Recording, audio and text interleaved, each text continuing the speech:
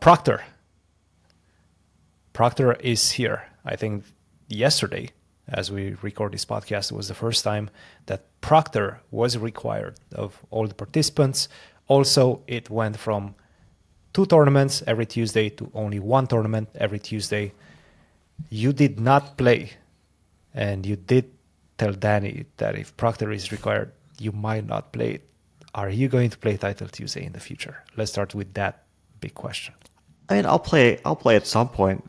Like, I'm just not going to change my life over it. You know, I wasn't playing Title Tuesday. I wasn't playing morning Title Tuesdays to start with in the past because I just have my morning routine, which involves waking up on the earliest side and going to the gym. And I just don't want to change my life over some internet chess for usually a few $100 or sometimes 1,000 if everything goes perfectly.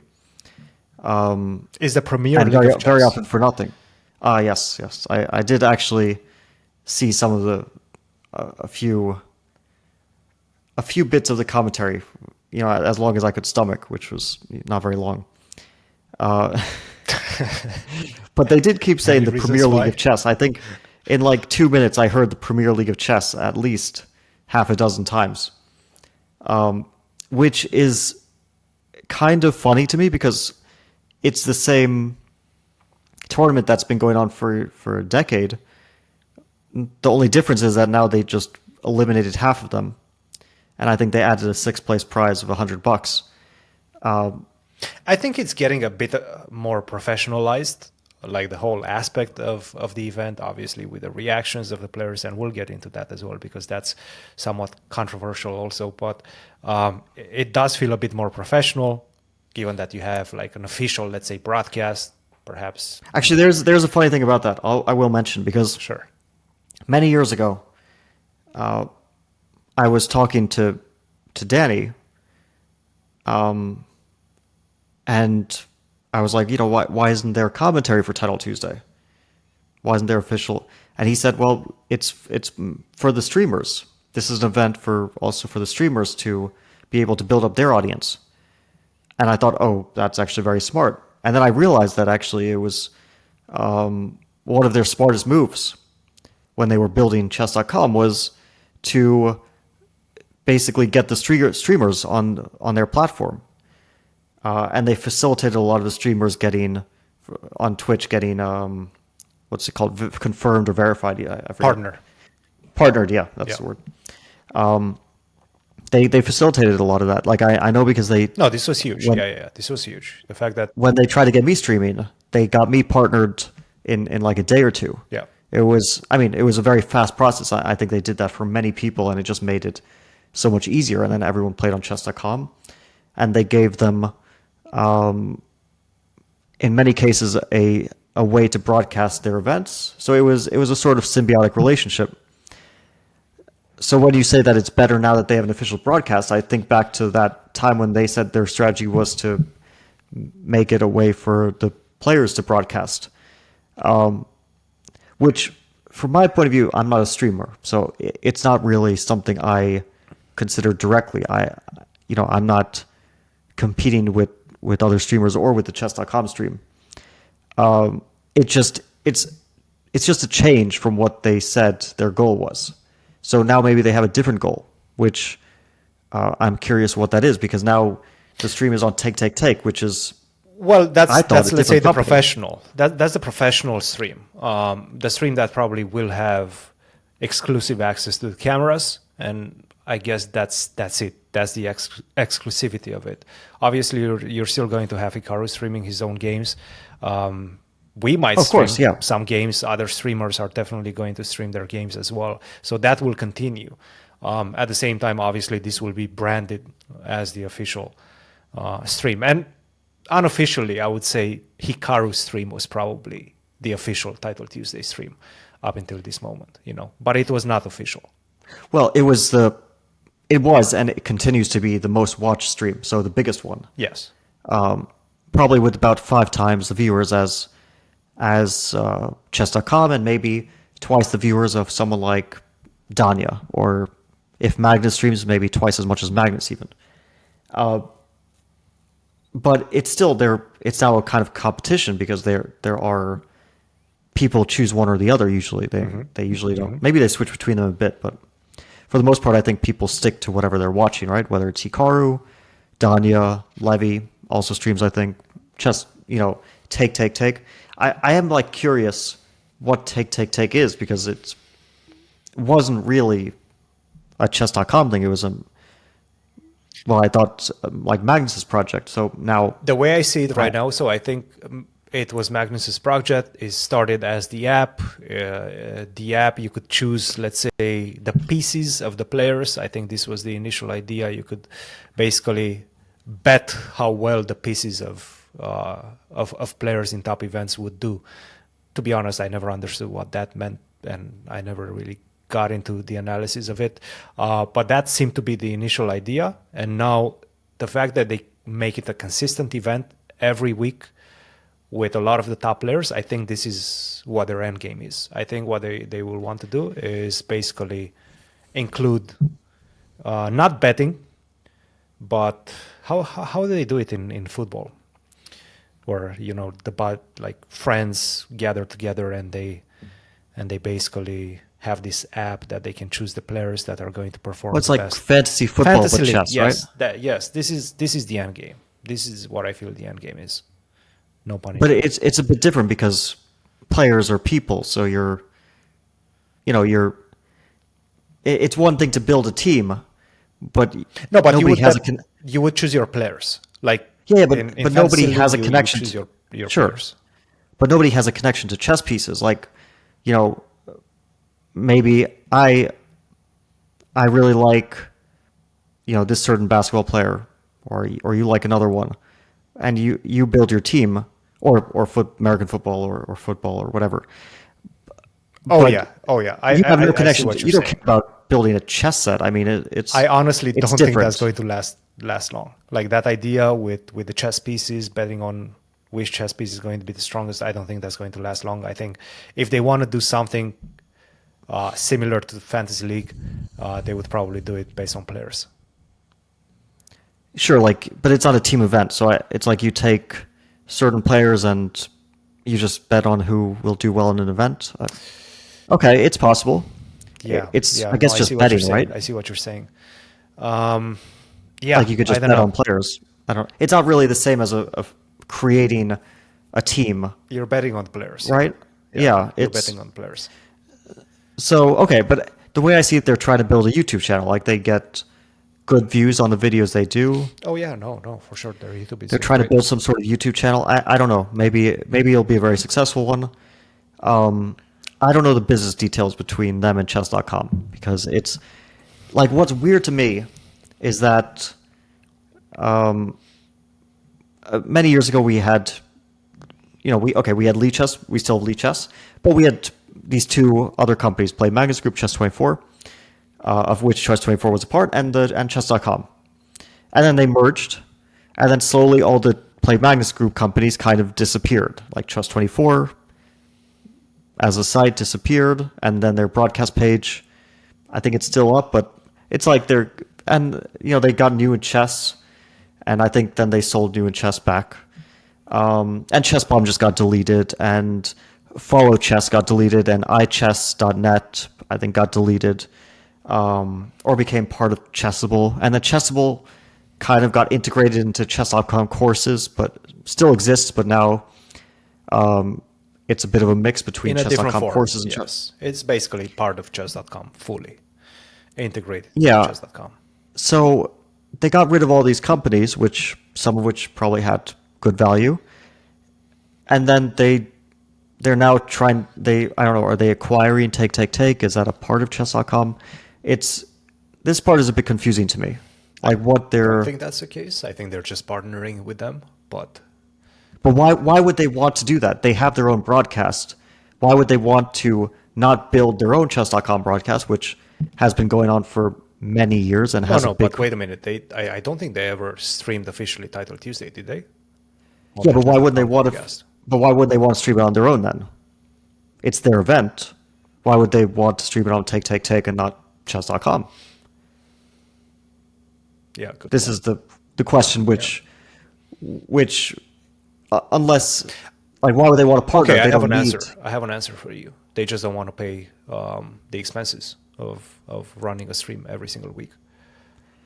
Yeah, it's one of my things that I started to realize is that chess.com, they are trying to avoid any expenses. Like, we had the Champions Chess Tour, and obviously this stuff has been going on a long time, but 2023, let's take 1 year, which was many different events. I think 5 events before the final. Maybe it was 6, but each event had a big prize fund. There were different divisions. The first place prize was 30,000. No, actually, maybe it was 40,000. Let me actually check to make sure I have the numbers right. But the idea seems fairly obvious. Yeah, they just want to outsource the organization of it. Also, they want to outsource some expenses, which commentators every single week are not cheap, right? Like, you're still going to spend between $1,000 to $3,000 on commentators, depending who you get and how expensive they are. So, Yeah. Well, I mean, it depends, because you could, like, there's definitely people who, let's say they pay $100 an hour, and it's a 1.5 hour or what, a 2 hour event, and they get 2 people, or they could do the really big podcast that they did with 3 commentators in a studio. Obviously, you don't need that, but if you want to make it like a really, nice looking production, then you could have that. Anyway, the numbers are: Champion Chess Tour 2023, 30,000 first Division 1, 10,000 Division 2, 5,000 Division 3, total 112,000 per event. And there were leaderboard prizes too, 25,000 first, and there were 6 events plus the final.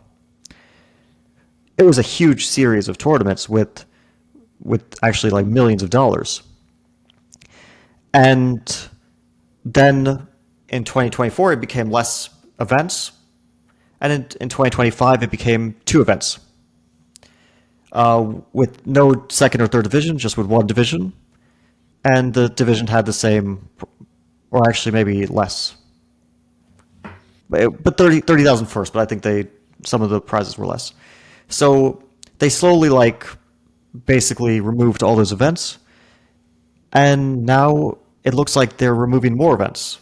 Like, now the qualification for the EWC is, okay, I don't think they've said all the details yet.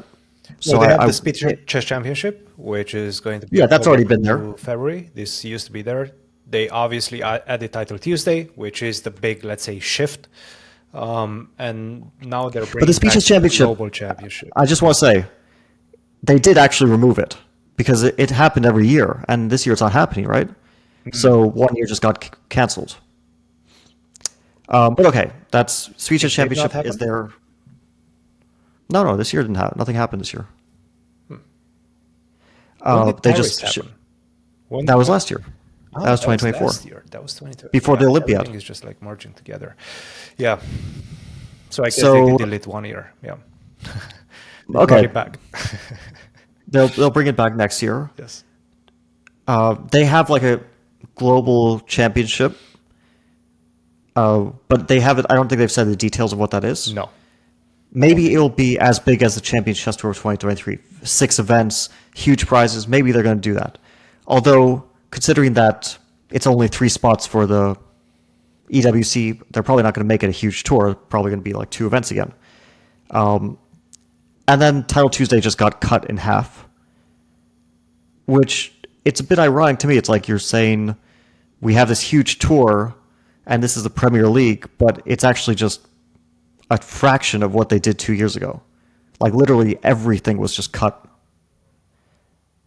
I mean, not everything. I'm exaggerating, obviously. But Title Tuesday was cut in half, just half the events, with a bit more money in each event. I think like 100 more 6th place, 100 more streamers prize, something like that. It's a few thousand less every week. I think it's probably about 100,000 less a year. So I don't know. It's one thing to say Premier League. It's a marketing thing, but it's one thing. It's another thing to say to use all these marketing terms and then to just cut things from beneath them. Yeah. No, I understand what you're saying. Especially because it started as Chess24 had a series of tournaments called the Champions Chess Tour. Yeah. And Chess.com had the Global Chess Championship, a series of tournaments starting with the Rapid Chess Championship in 2022, ending with the final in Toronto. And then that all merged, and then just everything turned into like two events. They managed to take like 15 events and turn it into two, just like wiping out several $1 million from their prize fund. That's the way I see it. That's how stock goes up. You cut expenses. That's the way it goes. To me, it's actually, I see it a different way. I just see it as they got sponsorships for those events, and now they were unable to acquire those same sponsorships. Because could be. Okay, again, some of those sponsorships, like, well, I think it's a fair speculation. I mean, we know that there were sponsorships. There was things like, they were all called events like Chessable Masters, Air Things Masters, AIM Chess Rapid, Julius Baer. I don't know. There's also some kind of company, I think. Yes. When it was Chess24, it was like, well, actually, it was this crypto thing which collapsed. But you remember this? The SBF thing. What was it? Yeah.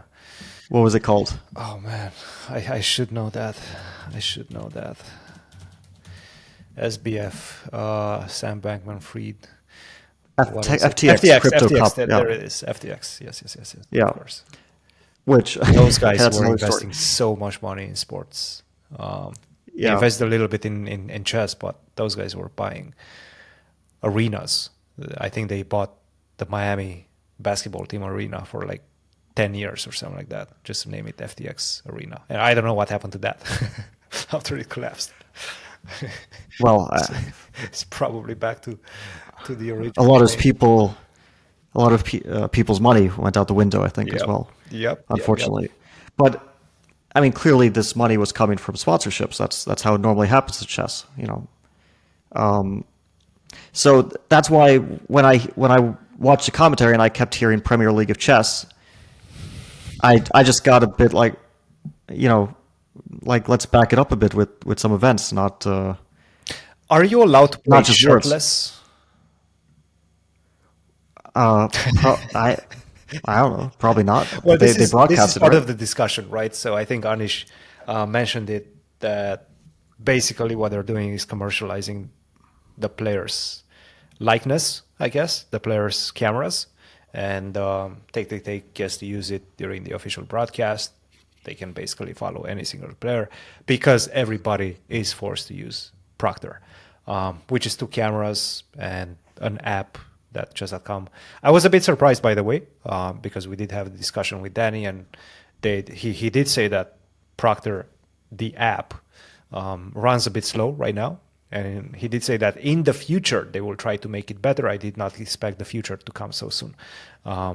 But they did start using that. Some players are still complaining about the performance of the app. Who was complaining? Because I haven't followed, and I didn't play, so I can't speak on it directly. Well, I think Hans for once. Hans, okay. Oh yeah, on Did Twitter, yeah.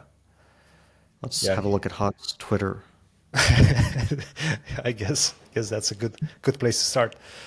The usual suspects, I guess, were complaining. The anti-chess mafia. Mm-hmm.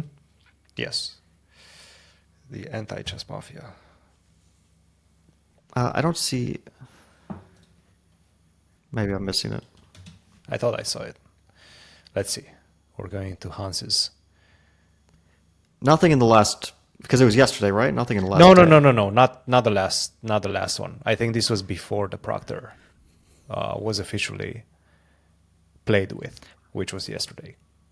I think it was the previous week. Yeah. I don't know if he even for all I know, it runs great. I'm not gonna. You've tried. I'm not gonna say no. For all I know, I mean, I haven't, so I can't. I can't criticize them, unfortunately, on this one. Are we streaming it next week? I don't know. Are we going to make this I've also put commitment to myself in this use position that Proctor? it's Yes. like if I play now they're going to. It's okay. Peop, It's okay. Hikaru's going to make another video. That's okay. We'll respond to it. But look, if they get their measures under control, which I don't know if they will or can, well, let's just say they do.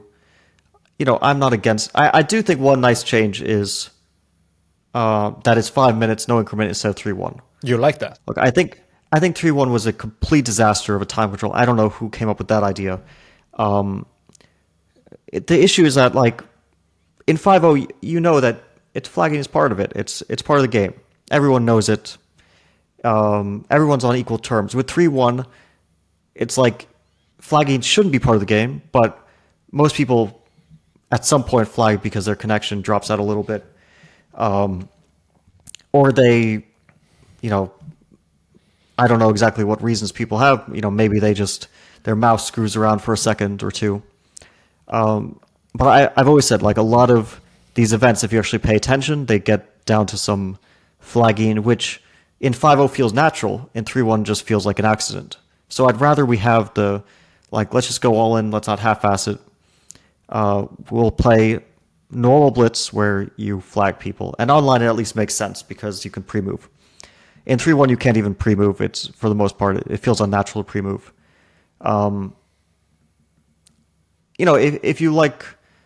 If you just go to some of the past events, I was watching some of the games from like one Freestyle Friday. I think Hikaru was playing Aravind, and it's basically like an unclear end game. I think it's probably a draw. Maybe Aravind is better at some point, but Arvind's always going down to his last 1.5 seconds and barely making it. And Hikaru just plays very fast and keeps around 15 seconds. And I think he just understands that at some point Aravind is going to flag, which of course happens. Probably Arvind's connection isn't very good as well. And it just feels like some sort of accident. I'd prefer we have the normal 5-0 or 3-0. They could also do 3-0. And people just flagging in a natural way. So I like that change. It makes me more tempted to play, actually, with the new time control.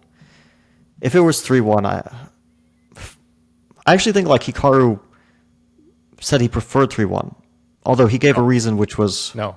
Well, he said he prefers, I think, 3-1, but he believes that he's much more of a favorite in 5-0. Which is one of those slightly enigmatic Hikaru statements. I don't know what the goal is. Obviously, if he's better at no increment, then he prefers no increment. That just stands to reason. But I think he did say that. Well, I think he was pointing to the fact that perhaps without increment you will get much more hurt. For example, if you lag at all, you're never going to. I don't think that's true at all. If you lag in 3-1, you also flag. It's not like 1 second increment gives you anything. If you have a bad connection, let's say I guess I don't know exactly what. It's only if you happen to lag at the start of a 3-1 game and you lose a minute. Yeah, it's not the end of the world. By the way, I found the Hans tweet. Proctor Clown Show gets even worse. This was August 22nd. Lag is unbearable. That's just a week ago, I guess, a couple of weeks ago. Not sure I will continue playing if it continues. And of course, he responds to his own tweet. I will obviously continue because the Chess Mafia must be held to account. But maybe I need Starlink Wi-Fi to prevent insane lag.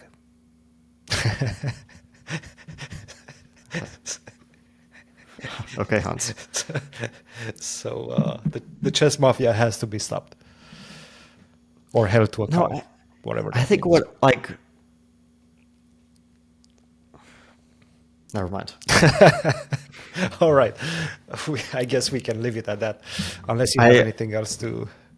I continue my crusade week after week saying... But I think my criticism is fair.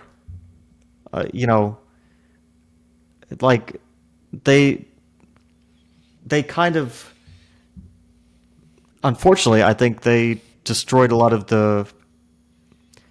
the infrastructure of the online chess sphere. There used to be a lot of events. Now I'm going to take the cheating part out of it because that's that's going to start arguments. But let's just say that that's not an issue. We had a lot of events, and there was money. There was a lot of money, and the money has actually just been cut into like tiny pieces. Dried up, yeah, for sure. Yeah, it just dried up, and I think basically Magnus and Hikaru don't say anything because like they're kind of contractually tied to chess.com. So I don't know. I mean, I really can't imagine that they're so thrilled about the fact that like the money has just been cut to a fifth of what it was. That doesn't, especially if you like online chess.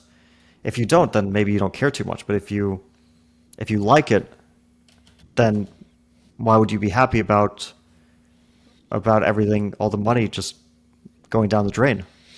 Yeah, completely understood. Obviously, I want to see you play.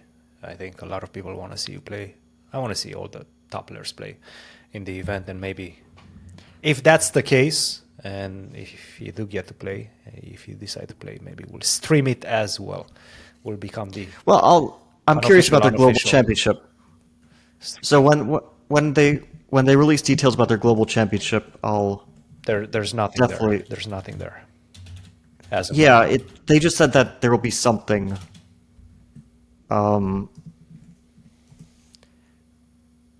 Yeah. Like in the state of chess, there's a Title Tuesday updates, and then they have this graphic, which is for the Esports World Cup, right? So obviously the Esports World Cup interests a lot of players because a lot of players are signed with teams, including me. I'm playing for Team Liquid, and we want to, be able to participate and do well for our team. That's kind of the point, right? Yeah. So then I look at this graphic. It says Speed Chess Championship, 3 players qualify. Title Tuesday split into 3 different periods, and 6 players qualify. And then the Global Championship, 3 players qualify. That runs from March to May. So if it runs from March to May, then my assumption is that it's not one event, because one event doesn't take 2 months. It's probably 2 events, right? Yes. I don't think they can fit 3 events. At least 2. Also, that time period is pretty rough because that's the candidate. Yeah, candidates. And a lot of top players will play candidates. I mean, obviously, normally everyone who plays candidates is a top player. And it's becoming increasingly clear that Prague and Hikaru will most likely qualify. And okay, but maybe they'll figure out that time period. But I'm curious what the Chess.com Global Championship is. It's probably rapid, because otherwise they already have 2 different Blitz events. They would probably not create a 3rd Blitz event, right? They would just put like 3 more spots from the Speed Chess Championship or something like that. So I would assume it's rapid, maybe 10-0. But the details are for now a mystery to us.